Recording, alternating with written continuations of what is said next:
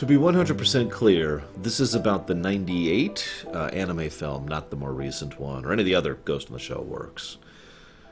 One of the things I find funniest about this is I have heard many, many people, friends, viewers, internet goers, praise this film as one of the best anime films ever made.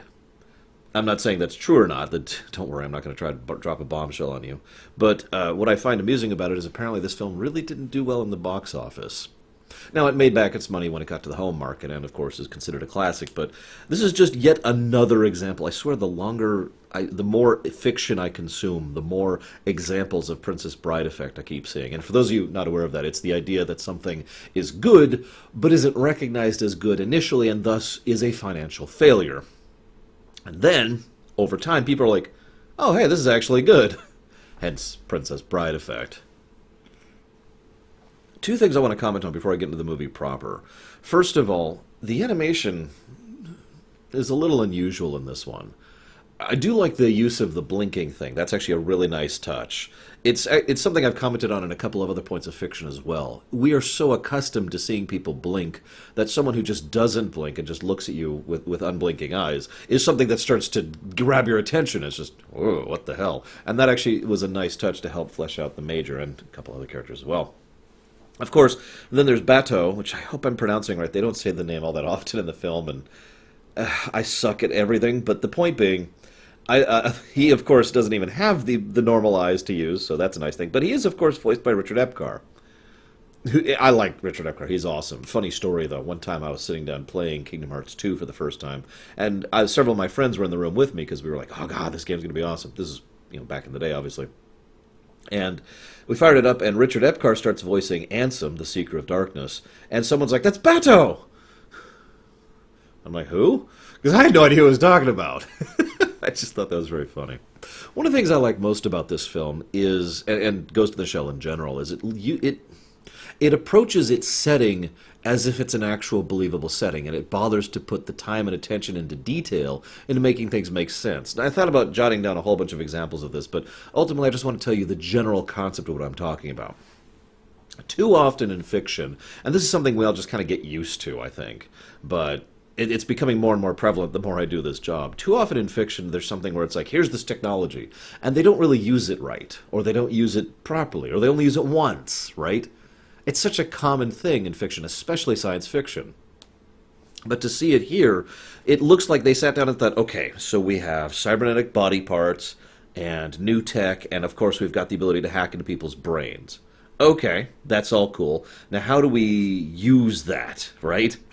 Like, how would that use? And it feels like the actual writers and creators sat down and thought about, of course this probably goes to the manga more than the movie, but still, sat down and thought about exactly how all those abilities and powers and technologies and whatnot would be used in everyday life.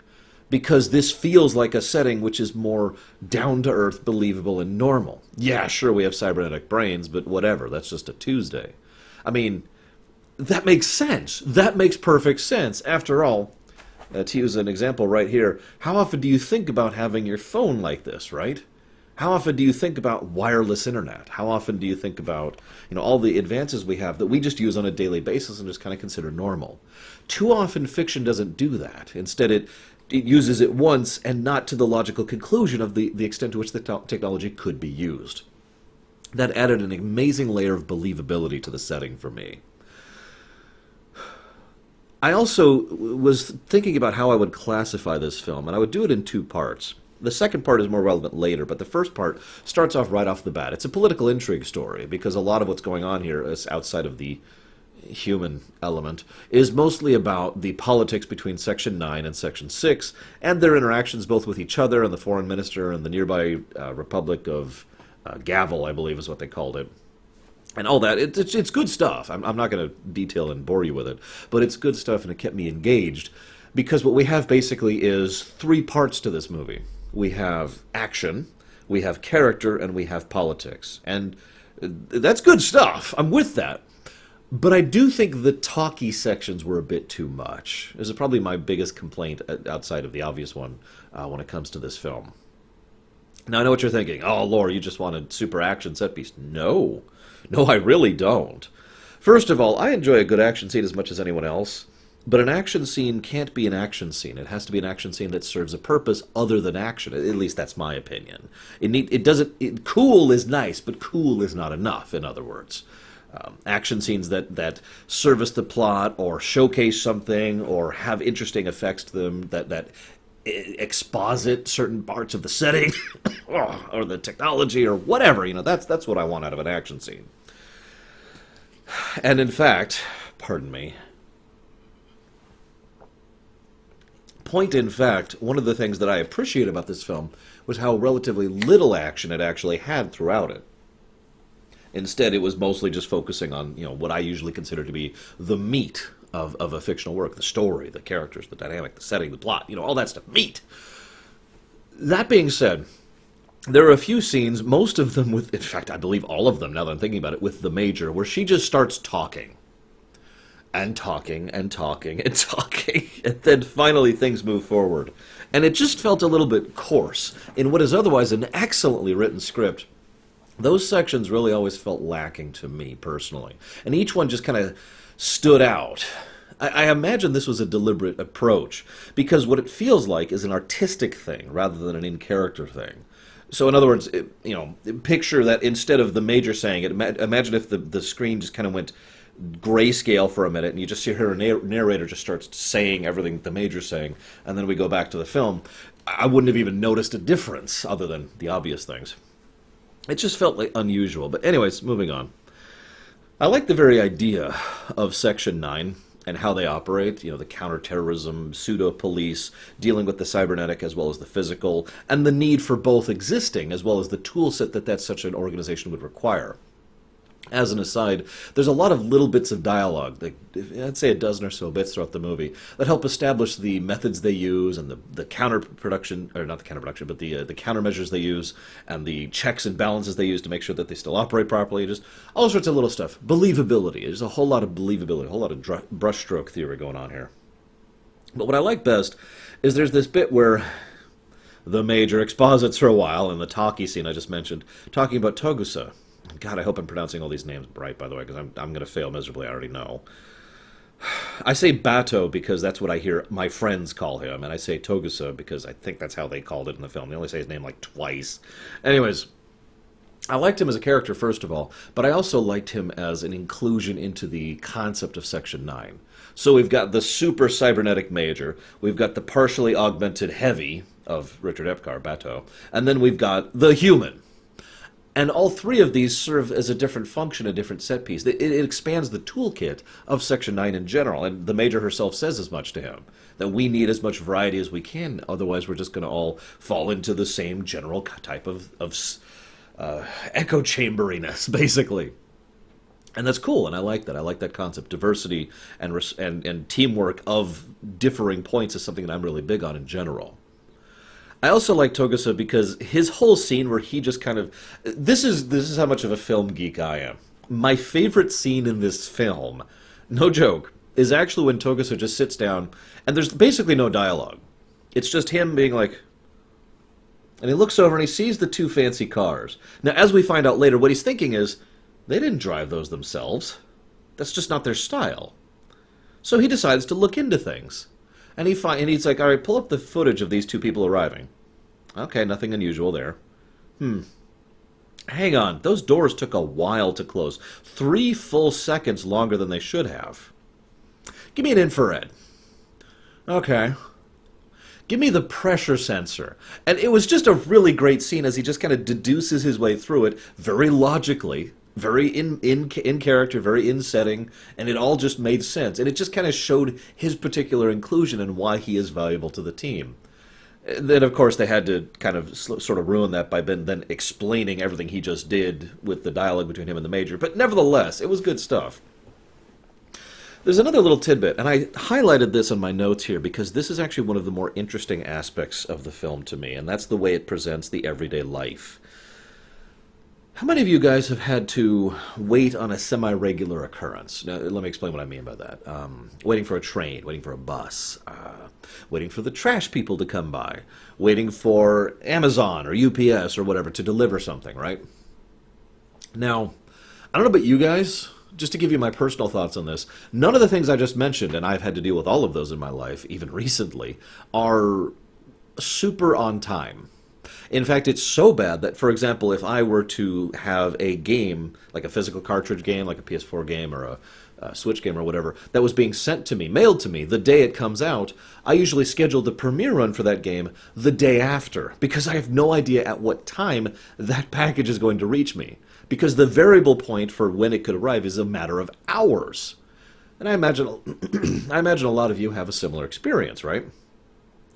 There's this little line where the garbage people are there, and the garbage ghost guy, oh my god, I'll get to that in a minute, and he mentions, come on, we're already 40 seconds late. That just resonated with me, because that speaks volumes about how patterned, about how, for lack of a better way to put it, programmed, just society has become at this point with regards to how it applies its technology. The very idea that the trash people have to keep track of their route within to the point where they have to measure seconds is just kind of insane in its own right, isn't it? And I love that. I love those little world building details. I just absolutely adore the world building in this film. Anyways, so then we talk about, we get a really cool scene with the entire trash people thing. It's actually funny because in its own right, on first viewing, this is my first time watching this film, by the way. Like I said, I've watched several Ghost in the Shell things, but never this before. At first viewing, it makes perfect sense that the guy is just kind of a dip, right? That he's an idiot.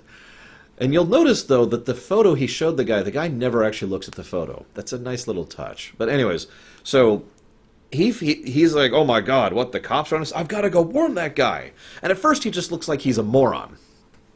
In hindsight, it makes far more sense that he is following his programming. That his memory has been, well, gone, basically. The ghost hacking, the ghost memories. And that is so messed up. I just want to say that. That is so many levels of messed up. Oh my god. And it really shines a light on how technology can be used in well, let's call it a negative light. Because this poor guy, and the guy talking to him, the voice acting wasn't great in the film in general, in the English version, because obviously I watched the English version. But it was actually one of the few times where the guy talking to him and explaining to him that, yeah, by the way, all your memories of your wife and child are fake, he still sounded sympathetic. Very to the point, but it's like, this isn't your fault, okay? I'm not yelling at you, I'm not trying to break your world, but this is the truth, and you need to accept this. And the best part is, as he discussed, no, you don't understand. I've been married for... No, you actually lived there for 10 years. We checked the records. Here's the photo, and there's no one in the photo except for him, and he's just flipping out. And the guy's like, "Can you?" He's like, "No, but my daughter. I love my daughter so much." All right. What's her name? What's her birthday? What was the first time she ever walked? What's the first time she ever talked? And he starts grilling him for specifics. Individual details. And that's when it just kind of slowly occurs to the guy. And you can see, and this is where the animation really shines, the guy is just like struggling to come up with the realization that he doesn't have access to the finer details of the memories. This is, in my opinion, the actual dominant theme of the entire film. And I'll get to that more later. But it's wonderfully put right here. In this moment where we find out about this whole ghosting thing. So then there's this issue where the Major and Bateau are talking about implants and whether you're human and all that fun stuff. And this kind of leads into what I kind of feel like was one of the intended themes of the film. And I always say it that way because sometimes I pull themes out of films that aren't intended. But in this case, that's definitely true. Because, obviously, we have the political intrigue story. But then the second major story, which I said I'd talk about, is very simple. What is a man? Hang on, let me get my Dayquil here. What is a man? A miserable little pile of secrets! Whoa, Point being that we see a couple of people's perspective on exactly what defines a human. What makes you you. The three biggest and most obvious ones are Bateau, the Puppet Master, and the Major. All three of them give their own insight into this perspective throughout the course of the film. Now, I'm going to say these in kind of reverse order, because the Major's thought is, Like, she basically has no idea. That is effectively her characterization and indeed character arc for the film. That she doesn't know and she's not sure, and that bothers her. Puppet Master, he takes a very interesting perspective because he approaches it from two separate angles. First, he insists that the undefinable is what defines them. In other words, something that you cannot put a coded definition onto is by its nature, by the very existence, something that then defines something else. Now, this is actually a form of real-life logic development. I've talked many times before about how logic usually starts with a baseline. But a baseline is not something that is necessarily absolutely true. It is just something that serves as a baseline. In fact, in real-life existence, and for much of human history, most baselines have been assumptions or presumptions. Well, this must be true, and therefore we can deduce based on that. And life, memories, existence, humanity, all of those things really do kind of fall into those equations. Because defining a human is one of those interesting things, and this is true in real life too, that's harder to do than it probably should be. One of the old adages, and this goes into more legal lingo, is that you know it when you see it cannot be used as legal definition. Because it's true, right? Most people, with the enormous flow of information that we as human beings are used to taking in, can look at a person and say, that's a person. But, okay, that's a bad example, actually, but you get my point, right? But if we were to actually sit down and, okay, well, define it. Okay, hang on. They've got a soul. Okay, what's a soul? They've got their memories. Okay, how is memory defined? Okay, hang on a second. The intangible. This has been such a theme for this year's Ruminations. The intangible helps to define the tangible. And that's the Puppet Master's perspective. He does say something else later on, though. By the way, I presume he, because it's a male voice actor, but obviously the Puppet Master is neither. Just getting that out there. The Puppet Master says that there's two key definitions for him as to what it would mean to be human and what he seeks so adamantly and fervently, and that would be the ability to reproduce and the ability to die. Now that's funny to me because that is bearing it down to the most tangible level, the most base level biological purpose of biological creatures. Make more of you and then die. Make more of you and then die. And that is pretty much bared down to its most basic level. What I find most interesting about this is this makes sense because he, by definition, has most of the intangible qualities of what would be defined as sentient sapient life. By all accounts, droid effect has taken place. They even describe it. They don't call it droid effect, of course, because that's my own term. But they have full tilt droid effect going throughout the course of this, as he has been developing and learning and growing throughout the network and all of his interactions, leading to him gaining this form of intelligent self-will. I like when he overtly just asks for asylum. And what's funny is they probably would have actually considered granting it if not for the camoed guys who were, causing a ruckus. But anyways, I digress. Naturally, of course, despite his intangible qualities, he feels he lacks the tangible ones. Probably especially true since the Puppet Master doesn't really have a body in any strictest sense of the word. He is, in fact, pure code. Thus, his desire to merge with the Major. Now, this leads me to another step, because Bato, his definition is brilliant, and actually probably kind of my own as well, at least a little bit, because his response is, who cares?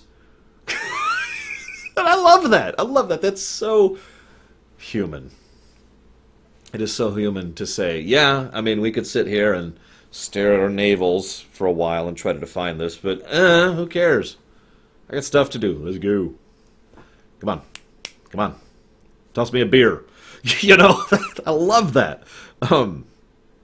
So I very much enjoy the final fight that happens. The fact that she asked them to shoot out the ceiling in order to cause the debris to come down to take out the camo. Again, very intelligent, very sense-making. And then she sees that it's a tank. A walking tank, obviously, but a tank. Now, what I love most about this is two things. First and foremost, she and everyone else flips the hell out when they realize it's a tank. Again, this kind of goes contrary to the usual action-y approach, especially in anime, but this is true in live action as well. You see a tank, it's like, okay, I got to take out a helicopter with a car, right? Instead, she sees this tank and she's like, okay, get out now. And she orders the helicopter, a military helicopter, which has guns on it, which is orbiting the area, to get the hell out because there's a tank.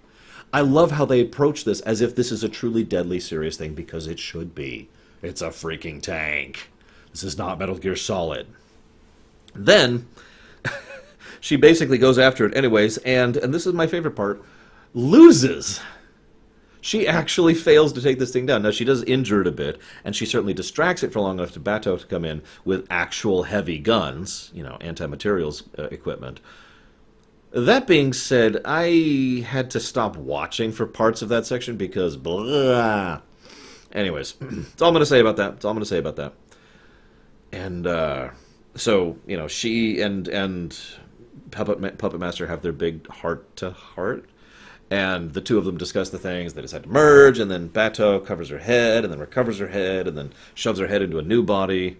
Blah, blah, blah, blah, blah, and we get to the end of the film. Which brings me, of course, to what I believe to be the actual, probably unintentional, theme of the film. The nature of how definitions are utilized isn't really the theme. It would be more accurate to say how those definitions matter. This goes back to what I was talking about with the memory thing, like I mentioned earlier.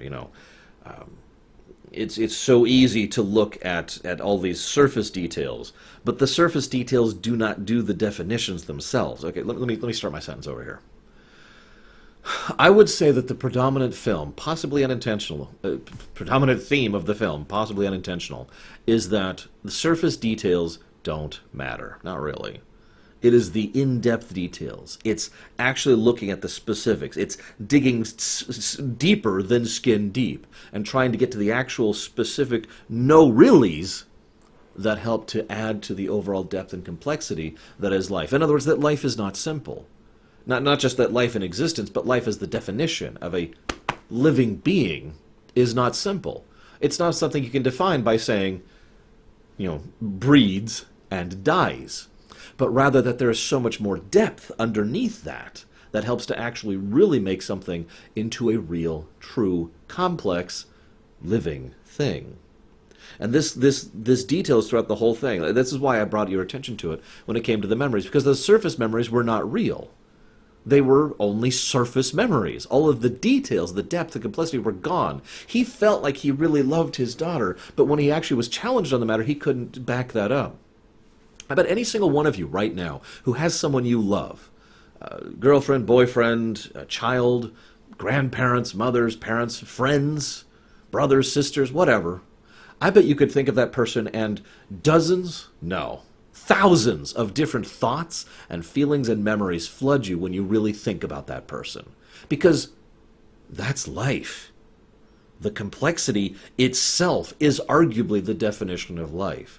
That it is not a single variable, but it is thousands, if not millions, of variables that all coincide to make a perfect painting with thousands of little brushstrokes. And I love the way the film presents that. I hope you guys have tolerated my thoughts on this. This is definitely an outsider's perspective situation, walking into something like this, and an anime no less. Nevertheless, I've done my best.